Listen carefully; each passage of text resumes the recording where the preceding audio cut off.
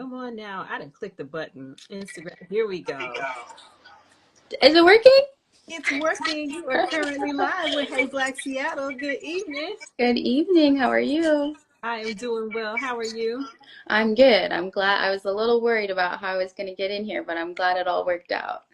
You did it. You did it. I know when I hear that someone is not like on social media a lot, I immediately send them thank you, like just like blessings to you, Yeah. because I swear every time I open the app, you get like a barrage of bad news. A barrage of bad. Sometimes you learn things about people that you wish you didn't know. It Yeah. can be a bit Yeah. of an assault to one's mental health to be in here. Yeah. So good for you. Happy All to be right. here. For everyone who might not know about you already, Lady Knight, can you share a little bit about who you are? Yeah. Hello, everyone. My name is Margaret Knight. I am originally from upstate New York, but I have been living in Seattle for 13 years now. And I've been practicing architecture that whole time. So I'm a licensed architect in Washington State. I work primarily on affordable housing projects, and I'm currently at Runberg Architecture Group. But I am a board member with Homestead Community Land Trust, which is the organization that we're spotlighting tonight. And I am on my first year of board service. Super excited to be part of the board. It's a really impactful organization that has been in my periphery for a while since I'm in the design world of affordable housing. It's definitely an organization that I've known about and have really respected and admired and been inspired by their work. So it's exciting for me to be able to play a tiny role as a board member and get to help kind of push their mission, vision, values forward. Beautiful. Well, since we're talking about them now, can you share a little bit about what Homestead Community Land Trust does in the community? What is the work that they do? Yeah, so Homestead provides permanently affordable home ownership options, and they're one of the few organizations that are providing affordable home ownership. And I think the ownership part is key there when we're talking about closing racial wealth gaps and creating generational wealth and wealth building, especially in our BIPOC communities. That ownership portion is really key. I think there are a lot of affordable rental options around the city, but not very many organizations that are including that ownership component. So that part is really exciting. I think the land trust model is great too because it takes land off of the market and folds it into this collective community stewardship, which then allows them to decouple the price, right? So the land is very expensive, and you can decouple the house from the land. It allows people to purchase a house at a much lower price, Mm. up to $400,000 less than what people are buying for market rate, which is pretty significant, Yeah. especially in our current time where people just can't purchase homes in our area any longer, and everybody's kind of moving further and further out from the city.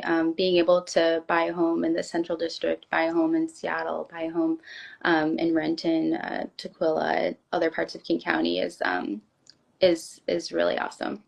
Yeah. How would a person apply for one of the programs, or like how do people tap in if they are interested in being considered for one of these home ownership opportunities? Yeah, there's a whole process of kind of applying for a home. So definitely go visit Homestead's website, and you can see exactly what you need to understand if you income qualify and all of the documents and everything that would need to be put together to in order to qualify for a home and then to apply for a home. But there's also support along the way to kind of help you navigate that process. Okay. Very cool. I hope people will go to the Homestead website if you are interested or you think you might qualify or you just want to know if you qualify. Yeah. Go check it out. That is really interesting. So you are an architect on the board. I want to. Oh, somebody Hattie said I missed the website. It's homesteadclt.org. So homesteadclt.org. And I'm sure if you go to the Homestead IG, it's probably linked in their bio. Um, but I'm also, before I go even more into that, I'm curious about also about you as an architect, if I Yeah, can go back and mind your business a little bit. Because yeah, I saw in your bio, it says that you are the seventh Black female identifying architect in Washington State. yes. And it was interesting to see seventh. It's like they're checking, like, okay, we got six, and now one more has come. Now we have the seventh. Like, how do we know? Like, Yes. tell me why that got noticed. Like, and Well, how? yes, it's part of it. I mean, there's this entire roster because there is a really big effort to get more Black architects registered and licensed in the entire country. So for a while, when I got licensed, and this was back in 2017, there were less than 400 Black female architects in all of the country. And so we were really, there's this whole kind of national effort by different groups that are really pushing for equitable development and BIPOC leadership in the architecture, engineering, and construction industry to boost those numbers, to get more students of color going to architecture school, to provide support once they graduate so that they can get jobs, and once they get jobs to help mentor them so that they can then get licensed. So there's this whole kind of pipeline of support that everyone was pushing for to really get us past that. The goal was 500. Like, we need to have 500 Black female architects in this country, which is still such a small number when you It think is. about, in the entire country.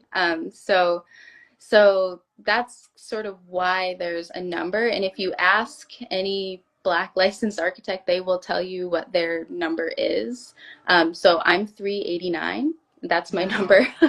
Wow. Look, uh, that's yeah, and that was in wow. 2017, so we have made some Okay. progress since then, but it is a thing. It's a thing that I don't think I even realized when I decided to go to school for architecture and then graduated and moved out to Seattle and was working in an office. I didn't even really, getting a license wasn't really on my radar until I found out that it was this tiny group of people. I was like, Mm. this is super impactful, actually. Like, this will make a difference. And I think um, pushing for that, and then, once you get through that door yourself, helping others go through it after you is really important. Yeah. So with that, I did a lot of volunteering with another organization called the Diversity Roundtable, which is associated with the American Institute of Architects Seattle chapter. And that is a committee of folks that just volunteers. They're all architects, designers, engineers, that are trying to kind of uplift all of the BIPOC professionals in the industry. Mm-hmm. And so through that group, we would go into schools, and we would talk to kids about just letting them know that architecture and engineering design is an option to kind of Yeah. help push that pipeline along and get more folks engaged and going to school for architecture, and then hopefully getting licensed, because we're out there working in communities, and it makes a difference when you're working in a community that you identify with. I think it's a lot easier to sort of build trust Mm-hmm. in situations like that, and it just is really meaningful. I think representation matters, and that's why I have a number, and that's why I know my number and share my number. Wow.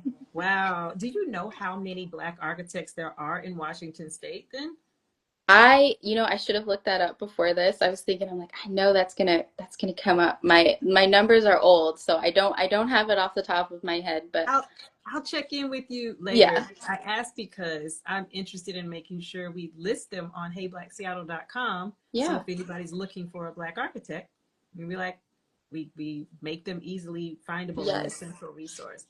yeah, Yeah. that would be fantastic. So I think having the information is one thing, but then connecting the right people together is like a whole other level. So yeah, that would be great. Well, seeing how rare, how few there are, that I'm glad that you had the time and the desire to be on the board of some place like Homestead Community Land Trust, so that your voice it's proliferating into other organizations in the community. So I'm glad that they have your perspective there. Yeah, I'm happy to be a part of it. Yeah. Well, can you tell us a little bit about this event that's coming up with Stacey Abrams? Yes, so the event is on September 27th. I think the official start time is 7:30, but there's some special VIP access tickets that allow you to start the event at 6. You get to meet Stacey, get some photo ops. And I mean, we all know Stacey Abrams. She's amazing, civic engagement, voting rights, just all of the things that she's done. She's an inspiration unto herself. And I think will speak a lot of power into the mission that Homestead is already kind of pushing along to. I think there's a lot of connections there when it comes to um, equitable development and just racial justice and undoing systemic racism and all of those things. I think just resiliency too. I think there's going to be a lot of through lines between the work that she's doing and what she's going to speak about and the work that Homestead is doing. So I'm really excited about the conversation. I think it's going to be really great. It's a good opportunity for the community to just gather and get together and be in community together with like-minded folks that really care about these things and care about the way that their communities are moving forward. So I think it's going to be a really good event. It is the fall fundraiser, but it's more than a fundraiser. I think we're really seeing it as a place to get the community together and be inspired and be motivated to kind of keep doing the work that everybody's doing and push it further. So I think it'll be Things good. like this where it's a conversation, I think it helps give people an opportunity to experience folks who you might just see in a soundbite or in a clip, but to actually hear them really have space to elaborate on their thoughts. And we're all kind of, hopefully, a lot of us are grappling with how do we want to move in this moment where so much, it seems like a lot of upheaval, Yeah. about a lot of just social fabric that's holding things together or not holding things together. And I think as we're grappling with how we want to move in this moment, it's helpful to have a space for somebody like Stacey Abrams can really elaborate on her thought process and what she's been doing. Yeah, and I do think the more that I'm speaking with friends and colleagues and I'm at events, I think people are looking for that a space to channel energy and like some kind of guidance on where to kind of put their efforts, and they have time and want to advocate, but it's sort of like where, when, how, like what's the best use of my time, of my money, of all of those things.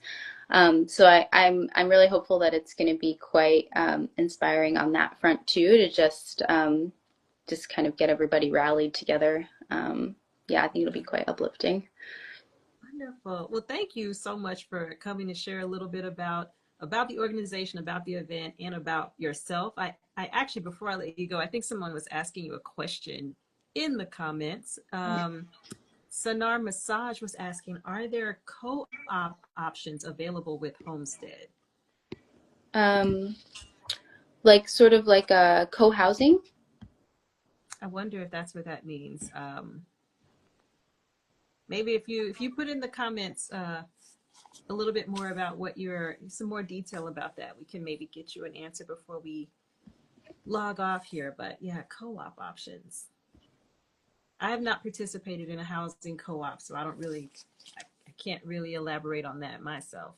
But perhaps that's something also that might be elaborated on the website. Yeah, and I think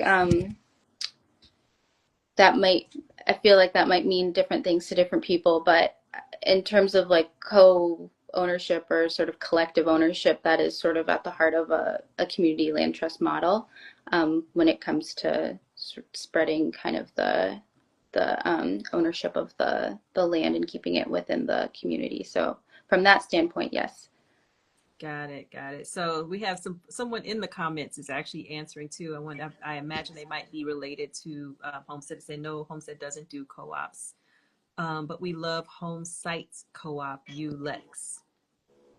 So bring that Okay. comment to the video so that when people watch the replay, if you're wondering about co-ownership models, check out Home Sites Co-op ULEX.